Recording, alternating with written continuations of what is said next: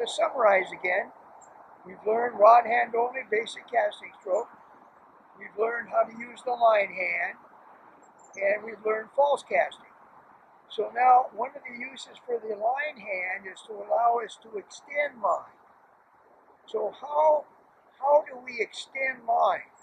Well, I use the terminology or the analogy of you can't shove a wet noodle up a tube. And so what in the world does that mean? Well, the wet noodle happens to be this fly line, and the tube happens to be all the guides in the fly rod. And so if I can't shove them up there, how am I going to get them up there? They got to be pulled up. So how am I going to pull this line out, this wet noodle up the tube? So bear with me now. We've just ended a cast. When we end the cast, the rod will be bent the most. How do we bend it? The resistance of the fly line pulling against the rod and our accelerated motion to an abrupt stop, right before the abrupt stop, rod looks like that. So I stop the rod abruptly. The rod can do only one thing by itself, unbend. So when it gets to rod straight position, the fly line is going faster than the rod tip, and it forms the loop.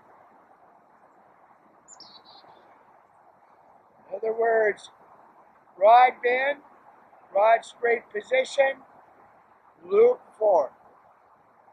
Okay? Once the loop is formed, all the energy is now coming off the rod tip into the top leg of the fly line. That will be what's going to extend the line out. Why do we want to extend line? Well, we're casting with 20 feet of line outside the rod tip, and the fish is at 40 or 30 feet. How do I get the fly out there? Extend fly line. So here's how we do it. And I teach in a very vocal manner. So it's all about timing. So I'm going to say stop when I stop the rod on the forward cast. Stop. I drift down. Pick up and lay down. Stop. Drift down. Stop. Drift down. Now I'm going to take my line hand and I'm going to do the same thing. Stop. Drift down. Stop. Drift down. Now I'm going to accentuate the stop with shoot. So when I say the word shoot myself, I will release the line from my line hand. So why does that have to happen? Because there's a delay between the time the rod is in rod straight position, because it hasn't straightened up when I hit stop, it's still bent. So I go, stop, shoot.